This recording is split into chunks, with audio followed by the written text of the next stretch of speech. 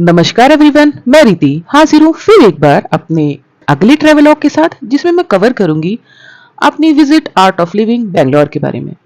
बेंगलोर में international centre art of living foundation का मुख्यालय है, जो 1981 में गुरुदेव श्री श्री रविशंकर द्वारा स्थापित एक वैश्विक मानवीय और शैक्षिक संगठन है। इसको श्री श्री रविशंकर आश्रम के नाम से भी जाना जाता है, जो बेंगलोर से 30 किलोमीटर दक्षिण पश्चिम में उडीपल्या गांव के पास पंचगिरी पहाड़ियों की चोटी पर स्थित है। श्री श्री रविशंकर आश्रम सभी उम्र, पृष्ठभूमि और रुचि रखने वाले लोगों के लिए विभिन्न प्रकार के कार्यक्रम, पाठ्यक्रम और गतिविधियां करते हैं। Art of living international centre की स्थापना 1986 में गुरुदेव श्री श्री रविशंकर द्वारा लोगों के लिए सुदर्शन क्रिया सीखने और अभ्यास करने के लिए एक जगह के रूप में की गई थी, जो एक शक्तिशाली श्वास तकनीक है जिसे उन्होंने ही खोजा था। Art of living centre Bangalore में कुछ कमरों के साथ शुरू हुआ और धीरे धीरे एक विशाल परिसर में बढ़ गया, जो 65 एकड़ के क्षेत्रफल को कवर करता है। यह केंद्र अब दुनिया भर में हर साल हजारों टूरिस्टों की मेजबानी करता है, जो विभिन्न कार्यक्रमों में भाग लेने यहाँ आते हैं। सेंटर में मेन एंट्री गेट के लेफ्ट हैंड साइड पर सिक्योरिटी चेक के बाद आपको 20 रुपीज की कार पार्किंग चार्ज पे करने पड़ते हैं। आश्रम के लिए आने का समय सुबह 9 बजे से शाम के 7 बजे तक रहता है। यहाँ डेली सत्संग शाम 6:30 बजे से रात 8 बजे तक आयोजित किया जाता है। इसका समय रविवार को शाम 4:30 बजे से शाम 6 बजे तक हो जाता है। मेन एंट्री गेट के बाद आर्ट ऑफ लिविंग सेंटर की तरफ चलते हुए सबसे पहले आपको राइट हैंड साइड पर दिखाई देता है राधा कुंज गार्डन, जिसमें प्लांटेड है काफी सारे आयुर्वेदिक प्लांट्स और ट्रीज, जिनमें उन पेड़ों के साथ उनके नाम और उनकी उपयोगिता लिखी हुई दिखाई देती है। इस गार्डन से थोड़ा आगे चलते हुए फिर आपको नजर आता है रिसेप्शन सेंटर, जिसे कृष्णा हॉल भी कहते हैं। इस हॉल में जो लोग आर्ट ऑफ लिविंग सेंटर में कोई कोर्स या ट्रीटमेंट के लिए आते हैं, वो लोग अपना रजिस्ट्रेशन करते हैं ताकि उनको यहाँ रहने के लिए अकोमोडेशन और ट्रांसपोर्ट प्रोवाइड की जा सके। यहाँ से आगे जाने पर आपको नजर आता है एक बहुत बड़ा ग्राउंड, जिसको गुरु पादुका वनम के नाम से जाना जाता है, जो कि है एक amphi theatre. Art of living centre में जब कभी कोई बड़ा फंक्शन या गैदरिंग होती है, जिसमें हजारों और लाखों लोग सम्मिलित होते हैं, वो यहाँ कंडक्ट किया जाता है। इस जगह के पीछे ही आर्ट ऑफ लिविंग का मेन अट्रैक्शन विशालाक्षी मंडप भी दिखाई देता है। यहाँ से आगे चलते हुए आपको नजर आते हैं कुछ साइन बोर्ड्स, जिनमें आर्ट ऑफ लिविंग के अंदर बने हुए अलग अलग विजिटिंग प्लेसेस की दूरी और वहां तक पैदल जाने का समय भी लिखा गया है। पैदल चलते हुए दोनों तरफ आपको शॉप्स, श्री श्री तत्व का आयुर्वेदिक स्टोर और कुछ ईटेबल शॉप्स भी नजर आ जाती हैं। श्री श्री तत्व आयुर्वेदिक स्टोर में हर तरह की आयुर्वेदिक मेडिसिन, ईटेबल्स, क्लोथ्स और कुछ और भी आइटम्स मिलते हैं। यहाँ से आगे कुछ दूर और पैदल चलने पर लेफ्ट हैंड साइड पर आता है आर्ट ऑफ लिविंग स्टोर, जहाँ से आप बुक्स, काफी सुंदर आर्टिफैक्ट्स और सोवेनियर्स खरीद सकते हैं। इसके पास ही है आश्रम इंक्वायरी, जहाँ से आप आर्ट ऑफ लिविंग सेंटर को पूरा देखने के लिए बसेस ले सकते हैं। ये सेंटर इतना बड़ा है कि यहाँ की सारी जगहों पर पैदल चलकर कवर करना पॉसिबल नहीं है। इन इंक्वायरी पर आपको एक छोटी रजिस्ट्रेशन स्लिप मिलती है, जहां आपको अपना फोन नंबर और कुछ डिटेल्स डालकर जमा करनी होती हैं। यह बस ट्रिप फ्री ऑफ कॉस्ट होती है। यहाँ पर हमने बस ट्रिप के लिए काफी वेट किया और लगभग 45 मिनट्स वेट करने के बाद जब हमारी बस आई तो हमने अपनी बस ट्रिप स्टार्ट करी। हर बस में आर्ट ऑफ लिविंग सेंटर का एक वॉलंटियर रहता है, जो आपको सेंटर की बस ट्रिप को कंडक्ट करता है और सेंटर में बनी हर जगह के बारे में ब्रीफली बताता है, जो कि इंग्लिश और यहाँ की लोकल लैंग्वेज में होता है। इस बस ट्रिप की स्टार्टिंग श्री श्री तत्व पंचकर्मा सेंटर से होती है। इस पंचकर्मा सेंटर में नारी परीक्षण होता है और यहाँ पर आयुर्वेदिक ट्रीटमेंट के लिए बाहर से लोग आते हैं। यहाँ पर रहने के लिए काफी क्वार्टर्स अवेलेबल हैं। इधर से आगे हमारी बस लेकर गई हमें आर्ट ऑफ लिविंग सेंटर की गौशाला में। इस गौशाला में गौवंश की काफी सारी प्रजातियां हैं, जिनकी डिटेल्स यहाँ पर एक बोर्ड पर लिखी हुई है। यहाँ हमें काफी सारे गौवंश दिखाई दिए, जिनकी प्रॉपर नंबरिंग हो रखी थी और जिनके रहन सहन के लिए यहाँ काफी बड़ी शेड बनी हुई थी। इनको यहाँ पर आप चारा भी खिला सकते हैं।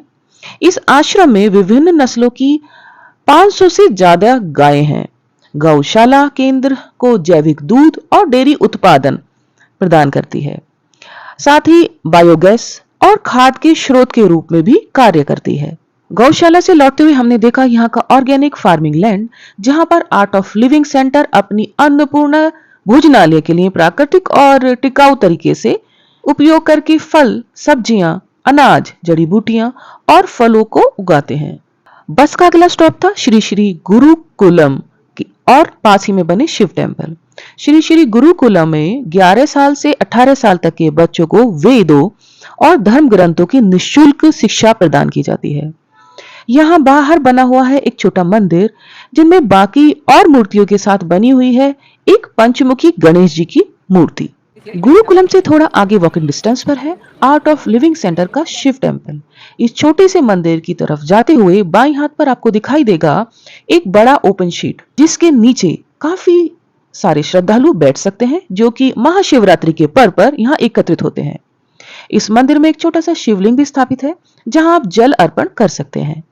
मंदिर में दर्शन के पश्चात हम बस में बैठकर पहुंचे लोटस पॉन्ड, जो है एक शांत तालाब जो लोटस के फूलों से घिरा हुआ है। यहाँ से लौटते हुए हमने देखा Shri Shri college of Ayurvedic science and research hospital, जो कि एक प्रमुख संस्थान है जो आयुर्वेद में ग्रेजुएट और पोस्ट ग्रेजुएट पाठ्यक्रम प्रदान करता है। यहाँ एक स्वास्थ्य केंद्र है जो आयुर्वेद के प्राचीन विज्ञान के आधार पर विभिन्न बीमारियों और विकारों का उपचार प्रदान करता है। आर्ट ऑफ लिविंग सेंटर में 2 ईटिंग जॉइंट्स हैं, जिनमें से एक है कैफे विशाला। दोनों जगह आपको शुद्ध शाकाहारी भोजन मिलता है और साथ ही कैफे विशाला में सेल्फ सर्विस है। बस ने हमें वापस आश्रम इंक्वायरी के पास बस स्टॉप पर ड्रॉप कर दिया। यहाँ से आगे हम विशालाक्षी मंडप की तरफ पैदल चल पड़े, जो कि इंक्वायरी से लगभग 200 मीटर दूर है। विशालाक्षी मंडप आर्ट ऑफ लिविंग सेंटर का मेन अट्रैक्शन पॉइंट है। विशालाक्षी मंडप का उद्घाटन तत्कालीन उपराष्ट्रपति भैरव सिंह शेखावत ने 17 जनवरी 2003 को किया था।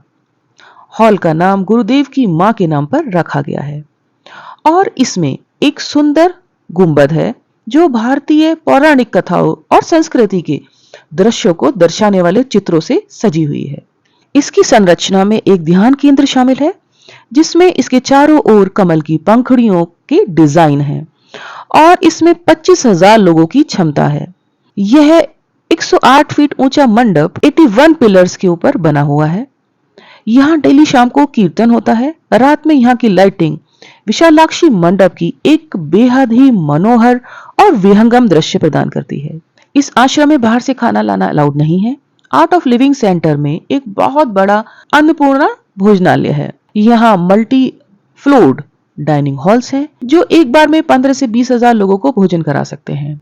हॉल स्वादिष्ट शाकाहारी भोजन प्रदान करता है, जो परिसर में उगाए ऑर्गेनिक फल, सब्जियों के साथ तैयार किया जाता है। डाइनिंग हॉल में बुफे में चावल, रोटी, दाल, सब्जी, सलाद, दही, पापड़, अचार आदि जैसे विभिन्न प्रकार के व्यंजन प्रदान करता है। डाइनिंग हॉल में हर दिन सुबह 7 बजे से 9 बजे तक खुला रहता है और नाश्ता, दोपहर का भोजन और रात का भोजन परोसता है। आश्रम में विजिट करने के लिए प्रॉपर ड्रेस कोड होना जरूरी है। शॉर्ट स्कर्ट्स, स्लीवलेस टॉप्स या कोई टाइट फिटिंग कपड़े पहनने से यहाँ पर बचें। Art of living international centre, जिसे अक्सर बेंगलोर आश्रम भी कहा जाता है, न केवल प्राचीन योग जैसे ध्यान और अन्य योग प्रथाओं के साधकों के लिए है, बल्कि इस आश्रम में कई प्रकृति प्रेमी भी दौरा करते हैं। इसका शांत वातावरण और हरे भरे प्रकृति की पृष्ठभूमि में आश्रम का लुभावना दृश्य कुछ ऐसी चीजें हैं जो आपकी यात्रा को यादगार बनाती हैं। Art of living international centre एक ऐसी जगह है जहां आप शांति, आनंद और सद्भावना का अनुभव करने की उम्मीद कर सकते हैं। उम्मीद है कि अगर आप बेंगलोर में रहते हैं तो आर्ट ऑफ लिविंग सेंटर में जरूर विजिट करें और मेरे द्वारा दी गई डिटेल्स आपको इस विजिट को प्लान करने में सहायता करेंगी। मेरे इस ब्लॉग को अंत तक देखने के लिए बहुत धन्यवाद। वीडियो पसंद आया हो तो मेरे चैनल को लाइक, शेयर और सब्सक्राइब करें। कोई सुझाव हो तो कमेंट बॉक्स में लिखें।